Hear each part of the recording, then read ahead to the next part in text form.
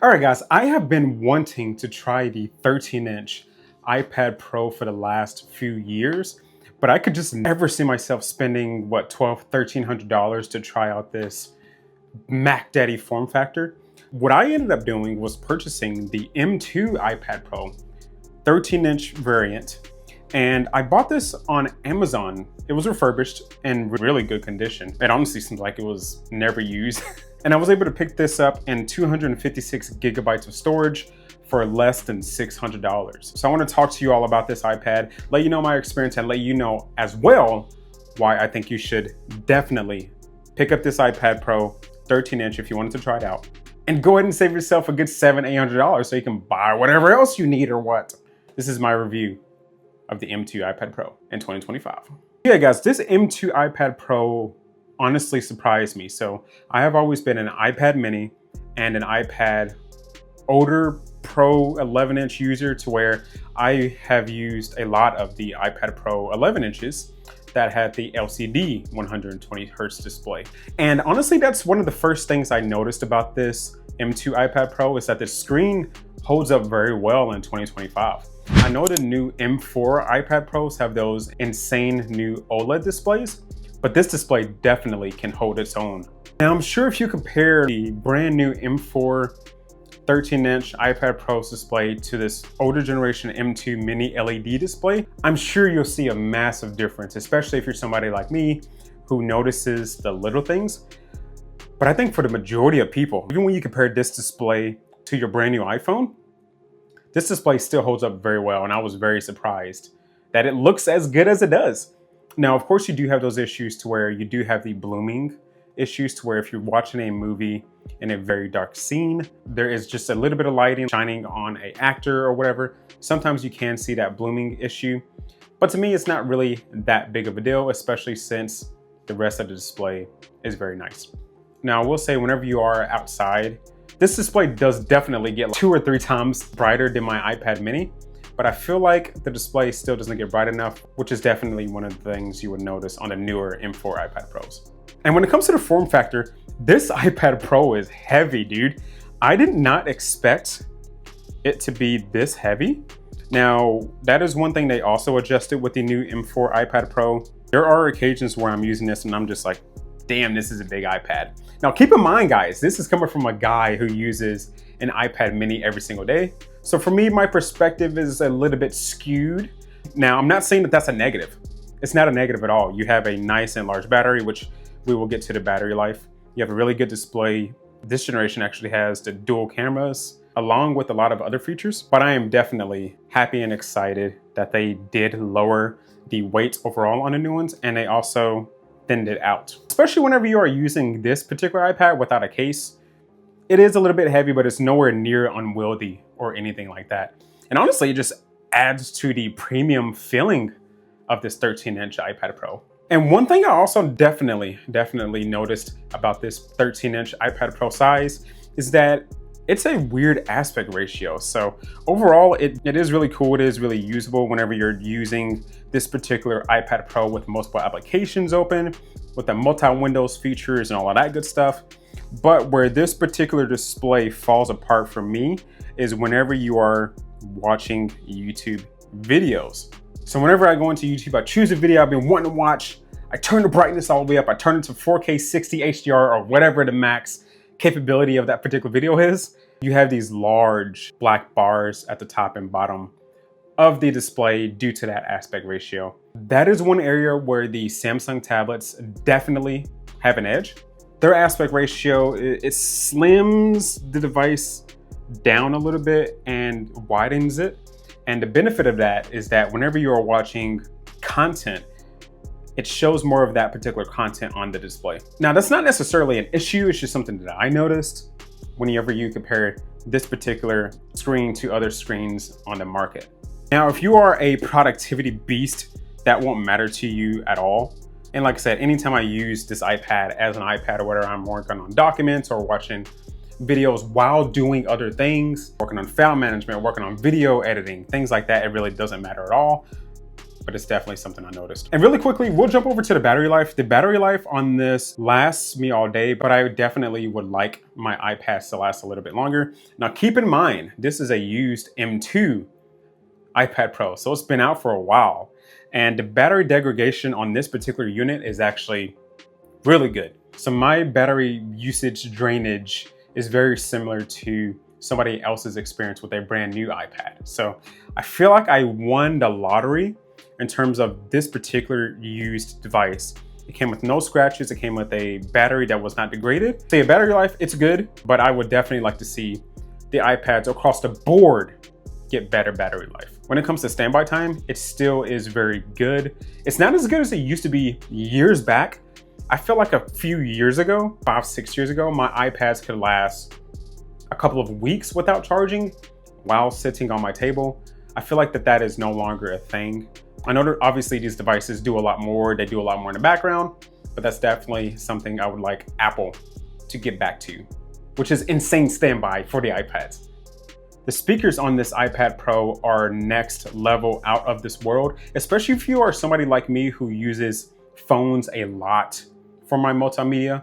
This one has a quad speaker setup that is extremely loud, has great treble, has great bass, has great surround sound abilities. It just sounds really good. Now, obviously, talking physics, you can fit much larger speakers on both sides of this iPad Pro whenever you compare it to a phone. So I'm not going to talk too much about it, but even when I compare it to like my iPad mini, this iPad Pro sounds amazing. So that definitely gives this device a boost in terms of multimedia. Now, when I bought this M2 iPad Pro, I forgot that I had an old Apple Pencil that I bought with my 2018 iPad Pro, and I actually have it right here. This is my OG original, I think it's like the Apple Pencil 2 or something. It's got a D brand pencil skin on it. Very nice pencil. I found this in my drawer after it not being used for multiple years, connected it to my M2 iPad Pro, and I was good to go. Just like that, it charged up. It still holds its battery, which is very shocking. I just clicked right on, let it charge up for a little while, and I was able to use my OG Apple Pencil with my iPad Pro. So that was actually a cost-saving measure. If I would have bought a brand new M4 iPad Pro, I would have had to also buy a brand new pencil, which I believe the Apple Pencil Pro is $120 retail or whatever. So not only did I save a bunch of money on the actual device, but I saved an additional $100 or $150 on the Apple Pencil. Very cool. And I also bought this generic magnetic keyboard that is very similar to the Magic keyboard. So it connects the same way. It's tiltable just like Apple's. It closes just like Apple's. Not as nice and high quality, but it's very close, and it was half the price. So I would leave a link down in the description if you guys want to check this out. It was just a random keyboard that I found and bought on Amazon. So no sponsorships, no send outs, no review, nothing. It's just a product I found. So I'll leave a link for you guys to check that out. Oh, one thing that's really cool about this is that the keyboard is not only backlit, but it's backlit with multiple colors. So you can actually go in and change the color of your backlit keyboard, which I thought was cool. And we'll talk very briefly about iPadOS 26 being installable on this older iPad Pro has really enhanced and allowed this 13-inch iPad Pro size to actually become usable. So whenever you open up all of these multi-windows and use the different file system settings and the document editing and all of that good stuff, it is all so much more usable now with the 13-inch size because of iPadOS 26. There are a lot of videos on iPadOS 26. I made a few videos on iPadOS 26. So if you have not watched those, go ahead and check those out. I'll leave a link in the description with my videos where I talk about it.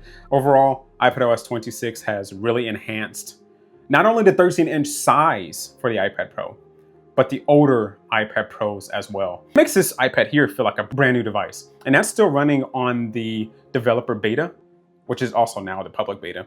Yeah, the performance on here is great with the beta, and I don't have any issues with it at all. I feel like it's ready for prime time. Although it better be ready for prime time because it's almost September, and September is when the new iPhones comes out, which means that this new operating system is going to be dropped onto the new iPhones and on the iPads with the public release. Anyways, iPadOS 26, absolutely fantastic.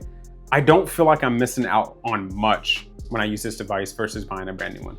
Now, outside of iPadOS 26, because I've used this iPad on other operating systems, I used it on iOS 18.6 before I jumped over to the beta.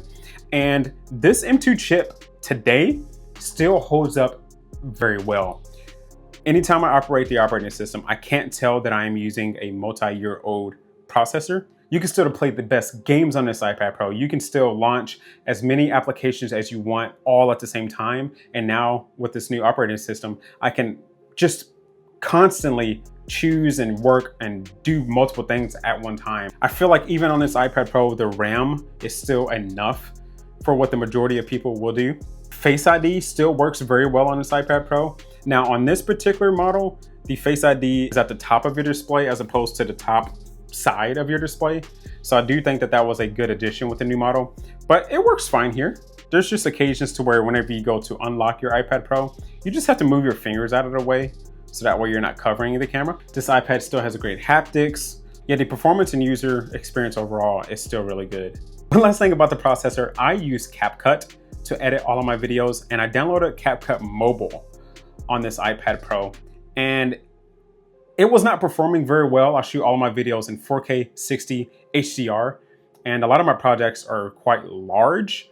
This iPad was just way too slow in order for me to complete the project that I was working on. I don't know if the issue with this particular device was the processor speed, the transfer speeds of the SSD or what, but it just wasn't fast enough in order for me to edit that 4K 60 HDR video. It was like a 40-minute video, so that's a pretty large file to run on an iPad. I was just testing it out to see how it did, and it did not do that great. I'm sure if I did a 5 to 10 minute 4K video, it would have been fine, but it definitely struggled with that particular project. And that's also another limitation here. You still can't use pro level, or should I say desktop level applications on the iPad Pro. So even with the new amazing iPadOS 26, I still can only use the mobile version of CapCut. I can't use the desktop version. Now, Apple being a business, that makes sense why, if I was Apple, I wouldn't allow you to download and use the best desktop applications either, because that would mean you would no longer need to buy a Mac. So I get it. I just wish I had the ability somehow to run desktop applications on this iPad Pro. Let's stop talking about the professional stuff. This iPad Pro is absolutely amazing. If you're somebody like me who has wanted to try the 13-inch iPad Pro for a very long time, you just never wanted to spend over $1,000, over $1,200 to test out that experience, this M2 iPad Pro is still absolutely amazing. You cannot beat it for half the price of a brand new M4 iPad Pro. That is crazy. This is an absolute steal. If you still use your M2, M1, A12Z, whatever the old iPad Pros are, let me know down in the comments below. Let me know how yours are holding up. Let me know if you bought a used M2 or older iPad Pro as well, especially with iPadOS 26 coming out. I feel like these old iPads are really good. They were always good, but I feel like they're extra good now because of all of the new software abilities and how well they run the software overall. It's crazy to me. Absolute steal. If you enjoyed this video, shoot me a like. If you have not subscribed yet, I don't know what you're waiting for. Go ahead and join the team. Go ahead and join Josh's Way of Life. And I will see you all in the next one.